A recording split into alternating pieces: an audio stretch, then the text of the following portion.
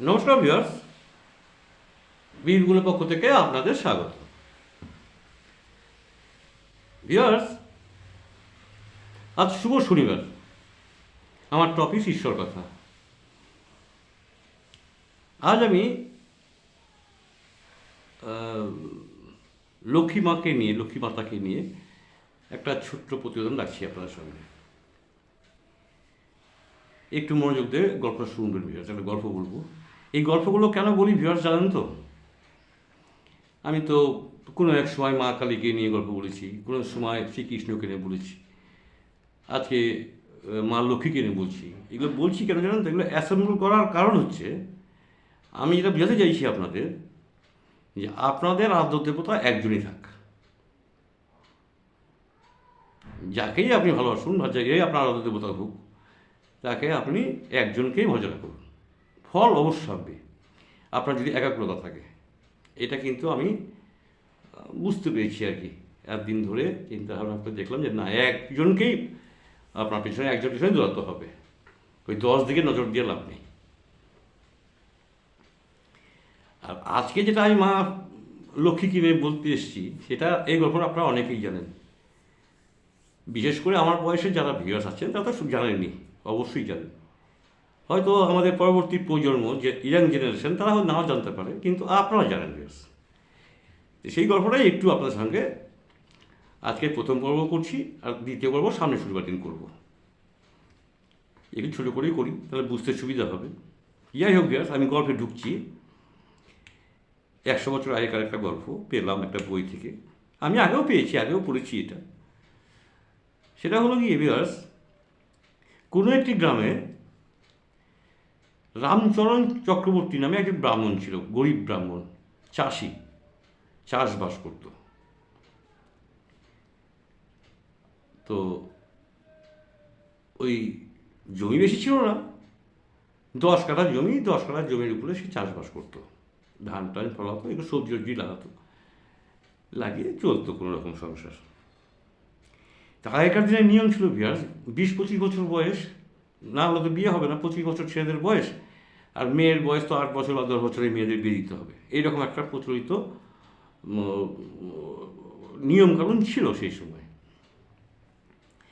তো ওর যখন 25 বছর বয়স, ওই রামচরণ চক্রবর্তী, ওর ডাক নাম কিন্তু রাম ঠাকুর। মানে পাড়াতে সবাই, গ্রামে সবাই রাম ঠাকুর বলে চেনে। ওই রাম ঠাকুর বলে এই জন্য এই যজমানি করে বেড়ায়, বিভিন্ন রকম পূজা পার্বণ, লক্ষ্মী পূজা, সরস্বতী পূজা এইসব করে। তো এই জন্য সবাই ঠাকুর বলে, রাম ঠাকুর। ভালো কথা, এটা উপাধি পেয়েছে রাম ঠাকুর, ভালো কথা। তো ও যখন বিয়ে ঠিক হচ্ছে পাশের গ্রামে একটা মেয়ের সঙ্গে, সেই মেয়েটির বয়স 10 বছর, মেয়ে বলতে বালিকা। তার নাম ফুলমণি চক্রবর্তী। সবাই ফুল ফুল বলে ডাকে। যাই হোক, তো সেই ফুলমণির সঙ্গে ওর বিয়েটা হয়, ঠিকঠাক হয়। তো কথাবার্তা যখন ফাইনালি হয়ে গেল, বিয়ে শাদী লাগবে, দেনা পাওনা, বিশাল দেনা পাওনা, এই দিতে হবে, সেই দিতে হবে, মানে হয়তো একটা কিছু গরু দিতে হবে বা কিছু একটা, এরকম আগেকার ডিমান্ড এরকম ছিল। সব বিয়েতে ফাইনাল ডেট ফেট হয়ে গেল। তখন ওই রাম ঠাকুর ওই ফুলমণি কিনে পাশের ঘরে গিয়ে বললো, ফুলো, তুমি আমার কাছে বাসরাতে কী চাও, কী গিফট চাও, তোমার জন্য কিছু দেবো তোমাকে। তো রাম ঠাকুর ভেবেছে হয়তো স্নো পাউডার বা মুখে মাখা ক্রিম টিম কিছু ইত্যাদি সাজগোজের জিনিস হয়তো চাইবে। কিন্তু না ভিউয়ার্স, মেয়েটি ফট করে বললো, আপনি আমাকে গিফট করবেন? বলে হ্যাঁ। বলে আমাকে একটা না লক্ষ্মী ঠাকুর দিয়ে। তো রাম ঠাকুর অবাক হয়ে গেছিল, লক্ষ্মী ঠাকুর মানে? বলে কি হ্যাঁ, লক্ষ্মী একটা প্রতিমা, আমাকে বাজার থেকে একটা ভালো লক্ষ্মী বা প্রতিমা মাটির আমাকে কিনে দেবেন, আমি ওটা প্রতিষ্ঠা করব আপনার ঘরে গিয়ে। তখন রাম ঠাকুর বুঝতে পারলো যে ইনারা হয়তো ওই মা লক্ষ্মীর সাধনা করেন। যাই হোক, আর অরিজিনালি তাই, ওই ফুলোর বাবা মা ওই লক্ষ্মী ঠাকুরই মানে সেবায়িত, ওরা লক্ষ্মী ঠাকুরকে নিয়েই ব্যস্ত। ঠিক আছে, তোমাকে আমি দিব। জাস্ট এদিকে বিয়ে হয়ে গেছে, বাসর রাত্রে একটা মা লক্ষ্মীর মূর্তি ওই রামচরণে রেখেছে, ওটা দেওয়ার জন্য, গিফট করার জন্য। তো গিফটটা করেছে, ও তো খুব খুশি, বালিকা মন। গিয়ে পেয়েছে একটা মা লক্ষ্মীকে, খুব খুশি। ওদের আর বিয়ে সম্পর্কে কী ধ্যান, তখন ওই 8 বছর 10 বছরের মেয়েরা কী ধারণা আসতে পারে বিয়ে সম্পর্কে। যাই হোক, তো সেদিন রাত্রিটা কেটে গেল, পরদিন ও প্রতিষ্ঠা করলো, ওই শ্বশুরবাড়িতে ওই মা লক্ষ্মী প্রতিষ্ঠা হলো। সেই মা লক্ষ্মীর আরাধনা, মেয়েটি খুব ব্যস্ত, সবসময় পূজা আচ্ছা এই নিয়ে থাকে। দেখে যে ওর স্বামী ওই ধানের সময় তো ধান লাগানো হচ্ছে বর্ষার সময়, কিন্তু বাকি সময়টা ওই যাচ্ছে, গিয়ে পূজা করে আসছে, এই গ্রাম সে গ্রাম।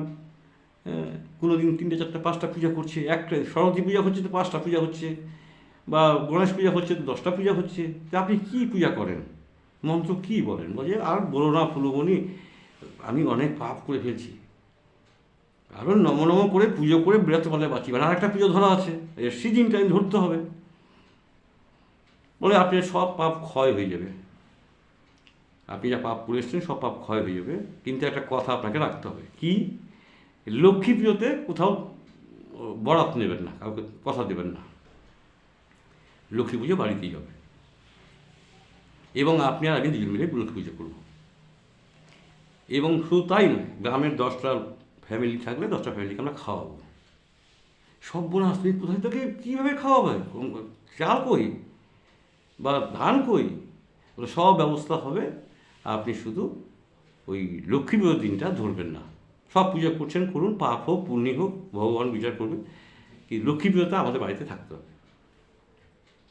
তো যাই হোক, ওই রাম ঠাকুর কিন্তু কথা দিল, ঠিক আছে তাই হোক, তোমার বাড়িতেই রান্নাবান্না, তোরা আমাদের বাড়িতে রান্নাবান্না করে লোককে বলবো যে লক্ষ্মী পুজো।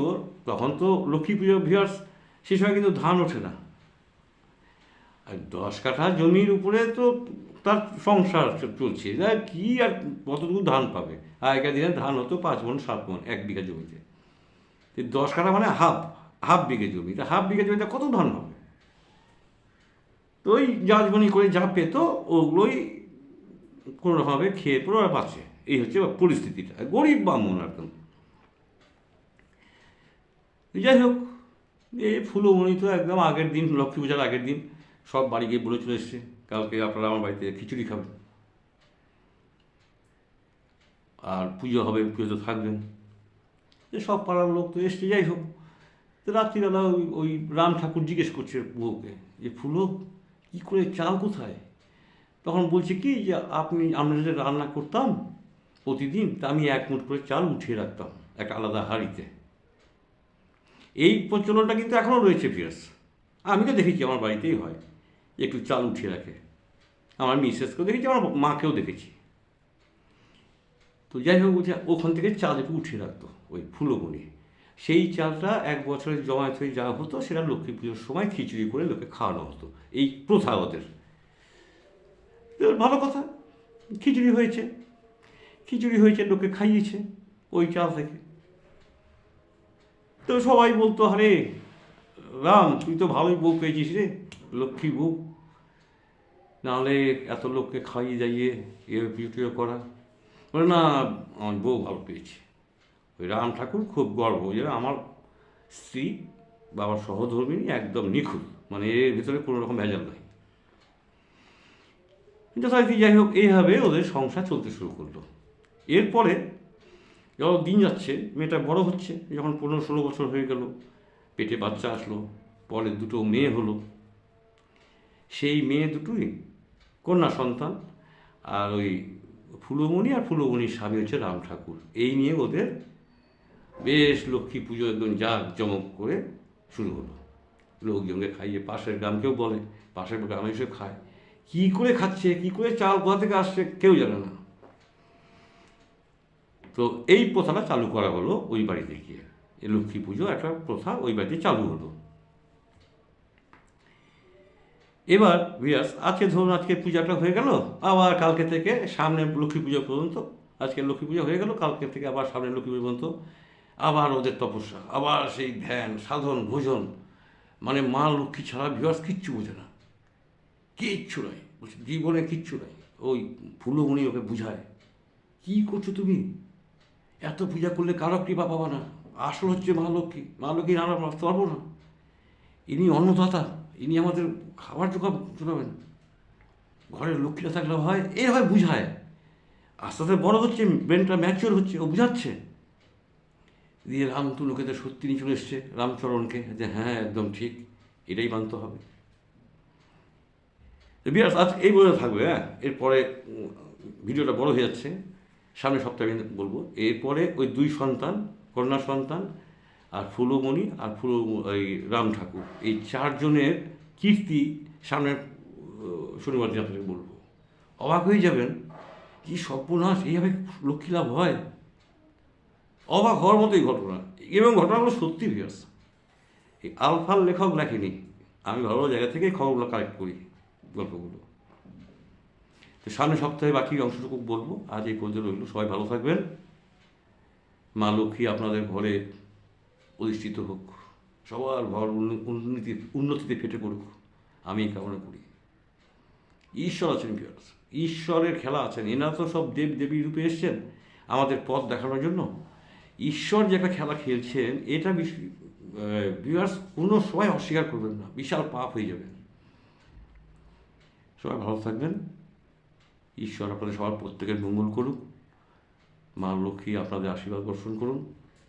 আগামী শনিবার আবার দ্বিতীয় টপিক্সে আসবো। আজকের মতো গুড বাই।